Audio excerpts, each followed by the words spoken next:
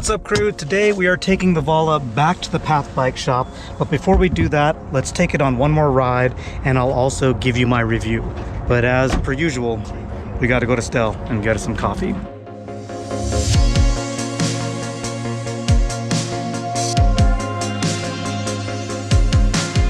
If you're new to the channel, my name is Alan and I am a short, dark, and unconventionally handsome mountain biker out here having rad days on bikes. I share my adventures with you because I hope that whoever you are and however you are, you'll be inspired to get out there and have rad days too.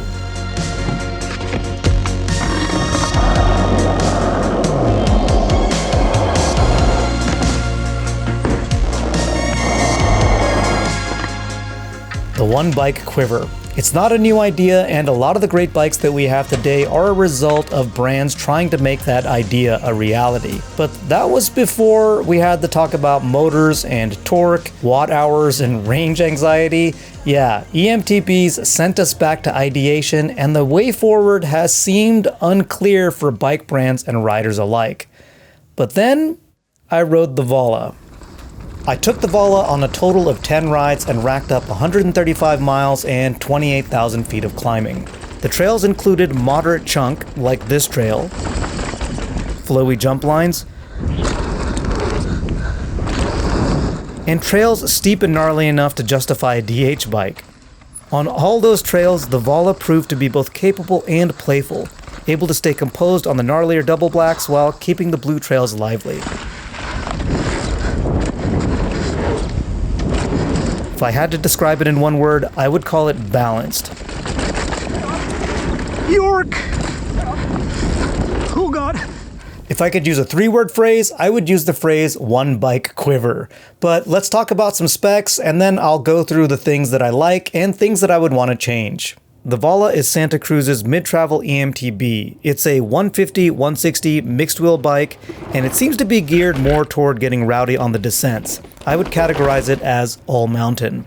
I rode the X0 Build, which uses the lighter carbon CC frame and comes with components that match its price tag. Some notable components are the Floatex factory shock, and the Fox Factory 38 fork with the new Grip X dampers. The drivetrain is SRAM XO transmission, so you get the more robust T-type chain and cassette, and of course, access wireless shifting. SRAM Maven brakes provide the stopping power, and are paired with 200mm HS2 rotors front and back. The tires are by Schwalbe. The front is a Magic Mary Trail Radial Ultra Soft, and the back is a Magic Mary Gravity Radial Soft. The tires are wrapped around Santa Cruz's in-house reserve carbon wheel set. But probably the most notable component is the Bosch motor, which I like a lot. So let's do the part where I talk about the things that I like. The 5th generation Bosch Performance Line CX motor offers a full 85 Nm of torque, and the battery contains at least 5,000 feet of climbing if you weigh 175 pounds fully kitted and use full boost the whole time. I'm talking about the battery like this because the number of watt hours can be misleading. I found that on regular rides with around 3,000 feet of climbing and using the highest level of assist, I would get back to the truck having used only around 60% of the 600 watt hour battery. Now, I bet a lot of you are going to struggle with the idea of a battery that has less than 750 watt hours. In my experience, the Vala had plenty of range for most of my rides, and I appreciated the lighter weight, especially knowing that I could get 5,000 feet or more of full boost climbing. And if I had run a lower assist mode, I might have gotten as much as 6,000 feet of climbing, though I haven't actually tested that. And on the occasions when I really need it, I can opt for the Power More range extender for another 250 watt hours of battery, which gives me a total of 850 watt hours. The Bosch motor has proven to not only be efficient but also quiet on both the ascents and descents. On the climbs, its whir is quiet and easy to ignore. Steep little climb here. Yeah, no problem. And I hear no rattle on the descents. Unfortunately, a lot of my footage suffers from a noisy camera mount, but here's a clip where the camera mount is mostly silent.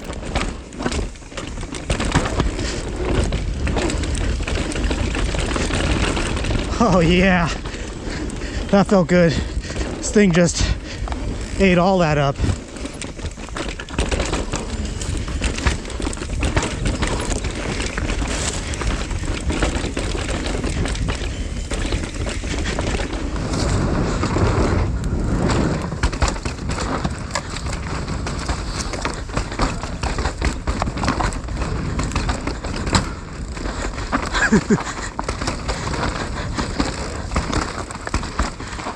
As you can hear, the motor and the bike as a whole is quiet. The Bosch motor is also smooth. That Bosch motor, huh? I was able to avoid spinouts on steep starts. And now we're gonna do the same thing, but we're gonna go straight up.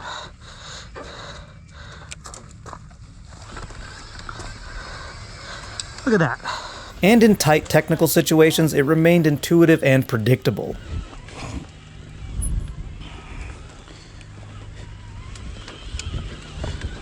Another thing I like about the Bosch system is that the mode selector is wireless, which keeps the cockpit a little more tidy. In regards to the panel, it does look like an upgrade is coming that will replace the basic lights and button with a nice screen. I'm assuming a touch screen.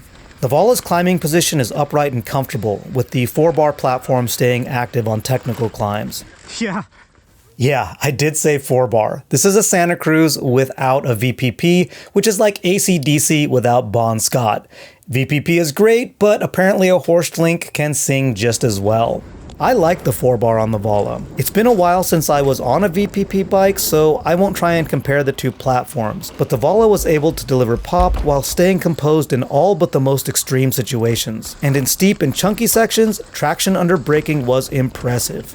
The 4-bar layout has more space for dropper posts, and it's really nice that the Vala comes with 1UP Components droppers in lengths based on bike size, ranging from 120 on the small up to 240 on the XXL. I also like that there are flip chips that allow you to adjust the geo and progression independently. You can change the head tube angle from 64.2 degrees to the slacker 63.9 degrees. I put mine in the slacker position because, well, yeah. I also put the progression chip into the more progressive position because, again, yeah. I found that my descending riding position was nicely centered, which goes well with flow trails and jump lines, but it really shows its value when things get steep and chunky. Being able to stay in a relatively neutral fore-aft position made me feel in command on the bike and gave me a ton of confidence.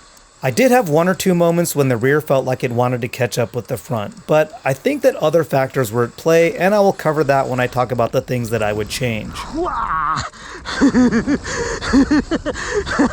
The reach on my size medium in the low position is 456 and the rear center is 440, so that mostly tracks, I guess. A couple of other things I appreciate are the Access pod shifter and the Fillmore valves. The pod shifter is more comfortable and intuitive than the previous Access controllers, and the Fillmore valves have been my favorite for years, and in my opinion, they are the best valve out there.